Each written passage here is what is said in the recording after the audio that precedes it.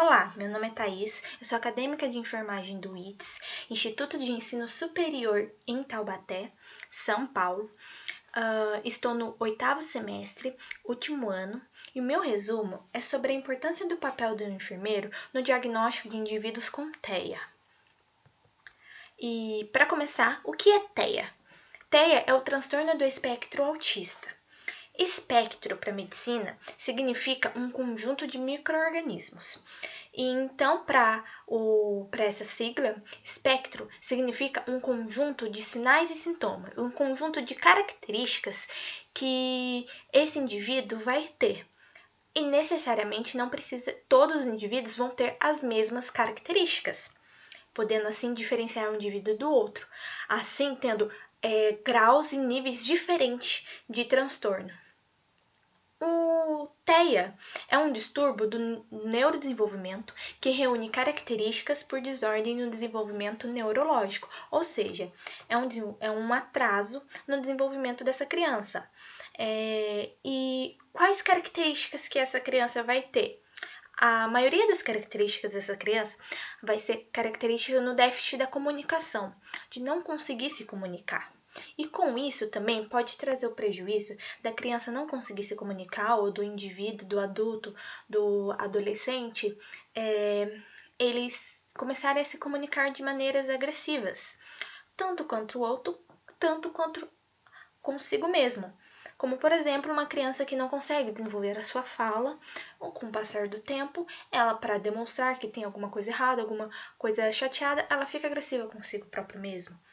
E também outros sintomas é o comportamentos estereotipados. São as famosas manias, que os pais comentam, que são comportamentos que eles sempre repetem, como por exemplo, um balançar para trás e para frente, ficar balançando, uma roda, ficar rodando o braço de um lado e depois rodar o outro braço no sentido anti-horário, ou ficar rodando pelo próprio eixo do corpo.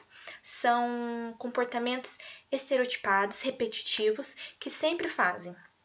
Ou também frases, palavras, como sempre fica repetindo as mesmas palavras, as mesmas frases, não conseguindo desenvolver uma frase completa. Outros sinais e sintoma é a hipersensibilidade ou a hipossensibilidade sensorial. O que seria? Seria quando essa criança, como por exemplo, ela ganhou um brinquedo. E esse brinquedo tem muita luz e muito barulho. A criança fica irritada pelo som ou pelo brilho desse brinquedo. Ou, ao contrário, aquilo cativa a criança, chama a atenção da criança. Então, isso faz com que ela tenha essa hipo ou hipersensibilidade. Além disso, um dos fatores que fazem com que tenha uma dificuldade na relação social é que muitas vezes essas crianças, esses indivíduos têm dificuldades em compreender regras. Para elas não conseguem entender o que é certo e o que é errado. Então, isso acaba afetando na sua interação social. A princípio, deve-se entender que não é um assunto fácil de lidar, pois envolve não aspectos puramente clínicos, mas também fatores emocionais muito sensíveis, devido a todos esses fatores e o estresse emocional que trazem para tanto o indivíduo quanto para a família, o cuidador dessa criança. E o objetivo do meu trabalho é discorrer sobre a importância do enfermeiro no cuidado diagnóstico de TEA, definir as manifestações clínicas e propor um protocolo de acolhimento e apoio à família diante o diagnóstico, por conta do difícil entendimento do enfermeiro frente a esse tema. Muitas vezes, muitos familiares contam que o enfermeiro, às vezes, não está frente a esse tema. Ele está mais... Ele é uma porta de entrada, mas não dá andamento. E algo que é difícil, complicado para as famílias, porque muitas vezes eles são a porta de entrada e fazem a diferença. Eles conseguem orientar a família, conseguem acolher, conseguem fazer com que eles se sintam acolhidos e entenderem mais sobre o assunto, devido à segurança que eles têm sobre esse profissional. Então, a minha metodologia foi uma revisão integrativa de literatura. Na coleta foram utilizados 11 artigos através da base de dados PUB e LILACS, acervos digitais de universidades e páginas de internet, do período de 2017 a 2022, 5 anos atrás, e em idioma português, inglês e espanhol. Os resultados que eu achei foi que dos artigos que eu li, 45,4%, que é um total de 5 artigos, enfatiza a importância do preparo da enfermagem frente ao tema, para a identificação de sinais e sintomas do transtorno, transmitindo maior segurança à família, acolhendo como relacionar as informações recebidas. Dizem a importância do enfermeiro saber sobre o tema, saber o que é autismo, saber como abordar esse tema, saber como reconhecer os diagnósticos e não deixar a família preocupada, saber orientar.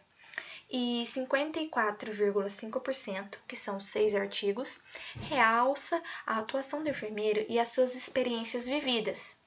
E, de acordo com esses artigos, existe uma insegurança desses profissionais na assistência à criança com autismo e à sua família, desde a identificação de sinais precoces até o acolhimento e aceitação da própria. Então, existe uma resistência do enfermeiro em ir atrás dessa assistência devido à dificuldade de você conseguir diagnosticar, a dificuldade de você conseguir enxergar esses sinais e sintomas, devido também a esses sinais e sintomas são difíceis para se dizer abertamente que o diagnóstico é autismo, para não preocupar os pais, e até o acolhimento da própria família, pela aceitação, pelo o jeito que a família irá receber o tema.